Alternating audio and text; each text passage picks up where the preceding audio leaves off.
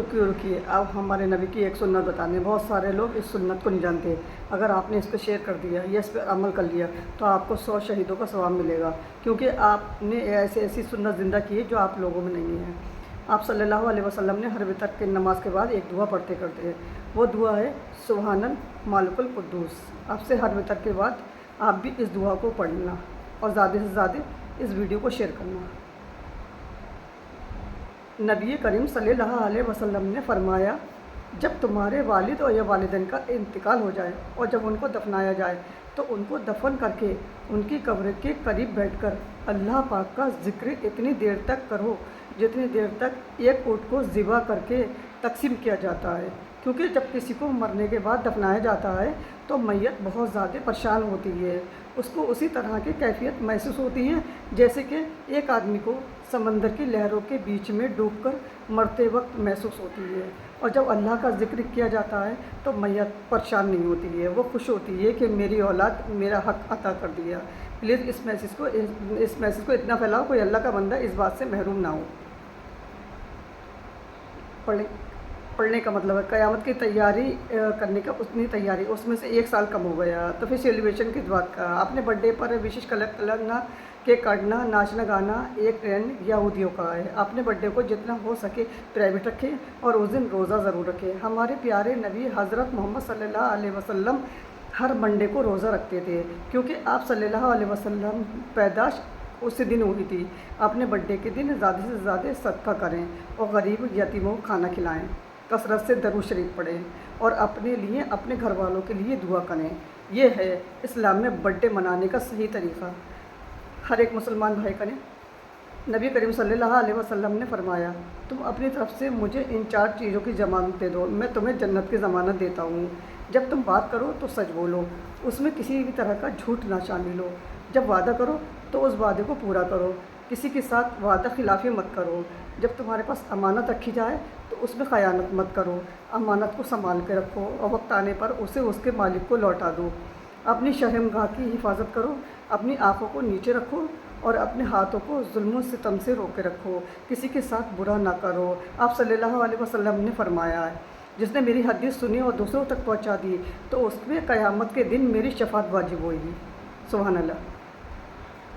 Be be Amna فرماتی ہے، جب آپ صلی اللہ علیہ وسلم میرے پیٹ میں تھے تو میں بڑی عجیب عجیب چیزیں دیکھتی تھی۔ میں جب بھی گھر سے باہر نکلتی تھی تو بادل کا ایک سایہ آ جاتا تھا اور مجھے دھوپ نہیں لگنے دیتا تھا، اور جب بھی میں بکریاں چرانے جاتی تھی تو بکریاں میرے پیچھے پیچھے چلنے لگتی تھی، میرے پیر کے نیچے پڑنے والے پتھر روئی کی طرح ملام ہو جاتے تھے، اور جب کنویں سے پانی نکالتی تھی تو راستے میں جتنے بھی پیڑ ہوتے تھے ان کی ٹہنیاں میرے سامنے جھک جاتی تھی اور کنویں سے پانی اپنے آپ باہر آ جاتا تھا اور میں آسانی سے پانی بھر لیتی تھی، اور جب میں سوتی تو خوبصورت حوریں مجھے پنکھے سے سلا دیتی اور مجھے ایک نبی خواب میں مجھے مبارکباد دینے آتے اور کہتے کہ آپ کو مبارک ہو، آپ آخری نبی حضرت محمد صلی اللہ علیہ وسلم کی والدہ ہیں۔ سبحان اللہ۔ ویڈیو اچھا لگا تو کم سے کم 5 لوگوں کو ضرور شیئر کریں۔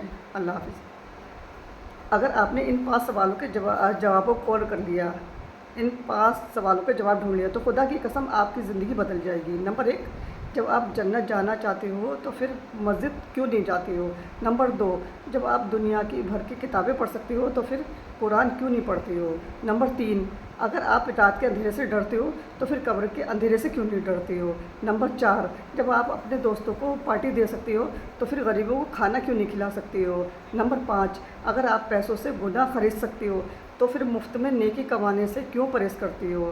اللہ رب العزت نے آپ سب کو صراط المستقیم پر چلنے کی توفیق عطا فرمائے۔ اللہ حافظ۔ نبی کریم صلی اللہ علیہ وسلم نے فرمایا، ایک شخص نے پڑھا، یا رب اللہ الحمد مایمد وغیل جلالی وجہ کا سلطانی، فرشتے پریشان ہو گئے، فرشتوں کو سمجھ نہیں آیا کہ اس کلمات کا اثر آخر کتنا لکھیں، تو فرشتے اللہ رب العزت کے پاس گئے اور کہا، یا اللہ اس بندے نے یہ کلمات پڑھا اور اس کا اثر کتنا لکھی ہے تو ہمیں سمجھ نہیں آ رہا۔ تو اللہ پاک نے فرمایا، اس کا اثر تم نہیں لکھ سکتے کہ جب یہ بندہ مجھ سے ملاقات کرے گا تو میں اس کا اثر دوں گا۔ جس کلمات کے فرشتے بھی نہ لکھ سکے تو اس کا اثر کتنا زیادہ ہوگا۔ آپ صلی اللہ علیہ وسلم نے فرمایا، جس نے میری حدیث سنی اور دوسروں تک پہنچا دی تو اس پر قیامت کے دن میری شفاعت واجب ہوئے گی۔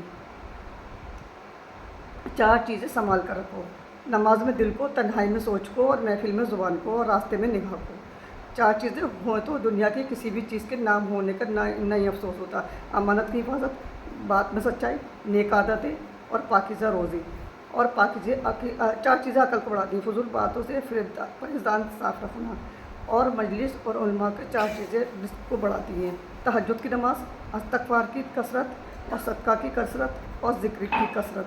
और 4 चीज़ें बदन में क़ुव्वतें पैदा करती हैं: गोश्त खाना, खुशबू सीखना, और कसरत से गुस्ल करना, और सूती कपड़ा पहनना।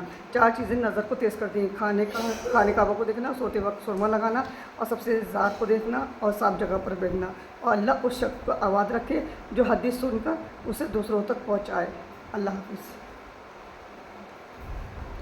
क्या आप जानती हैं, जब आप बाथरूम में नहाने के लिए जाती हैं तो वहाँ पर एक जिन्नात मौजूद होता है, और वो आपको उस वक्त देख सकता है। अगर आप ज़्यादा वक्त बाथरूम में गुजारती हो तो आप पर कब्ज़ा भी कर सकता है।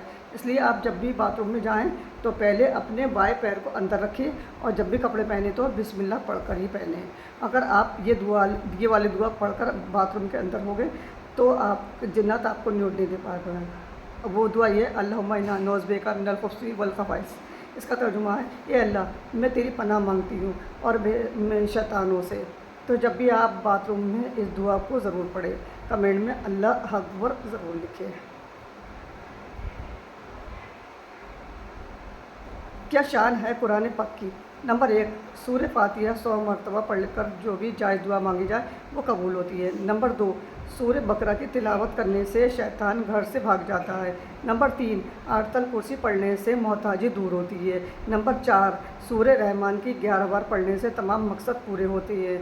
नंबर 5, सूरह यासीन को रोज़ाना पढ़ने से फजर की नमाज के बाद पढ़ने से हर ख्वाहिश पूरी होती है। नंबर 6, सूरह कहफ को पढ़ने वाला दज्जाल के फितनों से महफूज रहेगा। नंबर 7, सूरह वाक़िया रोज़ाना मगरिब के बाद पढ़ने से कभी फाका नहीं होगा। नंबर 8, सूरह मुल्क हर रात पढ़ने वाला शख्स कब्र के अज़ाब से महफूज रहेगा। कमेंट में सुभान अल्लाह ज़रूर लिखिए। 3 दिल खुश कर देने वाली हदीसें। नंबर 1, नबी पाक सल्लल्लाहु अलैहि वसल्लम ने फरमाया: जो शख्स सुभान अल्लाहि अज़ीम व बिहम्दिही एक बार पढ़ता है तो उसके लिए जन्नत में खजूर का एक दरख्त लगा दिया जाता है।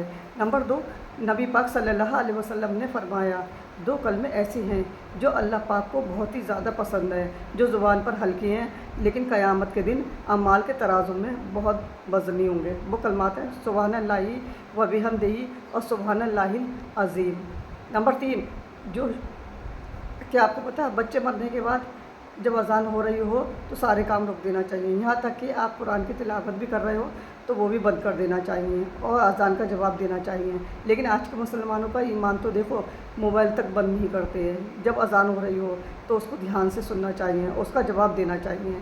जवाब देने का तरीक़ा बहुत आसान है। जिस तरह अज़ान हो रही हो उसी तरह आप दोहराते जाएँ। बस जब अज़ान में या हय्या अलस सलाह और हय्या अलल फलाह आए तो जवाब में ला हौला वला कुव्वता इल्ला बिल्लाह कहें। फजर की अज़ान में जब अस्सलातु खैरुम मिनन नौम आए तो जवाब में सदक़त वर्त कहे।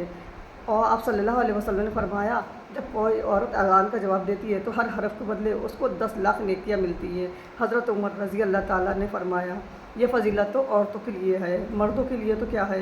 तो आप सल्लल्लाहु अलैहि वसल्लम ने फरमाया: मर्दों के लिए सिर्फ़ उतना सवाब है। सुभान अल्लाह। इस वीडियो को सवाब की नीयत से ज़रूर शेयर करना। आपके एक शेयर से कोई अज़ान का एहतराम करने लगा तो उसका सवाब आपको भी मिलेगा। अल्लाह हाफ़िज़।